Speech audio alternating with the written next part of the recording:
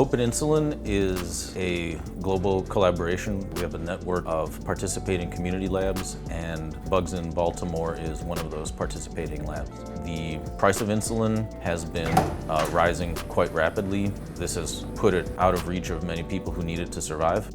Open Insulin is putting the production and the supply of insulin in the hands of the people who need it to survive and the communities that they live in. Maryland was really a natural fit for the kind of work we're doing. The talent required to solve the problems we're working on comes together with a deep need in the community for those problems to be solved, to ensure that the technology and the knowledge to use it, that will never disappear, that will always be available to the public, and that can always be used to ensure a reliable supply of the medicine for the people who need it to survive.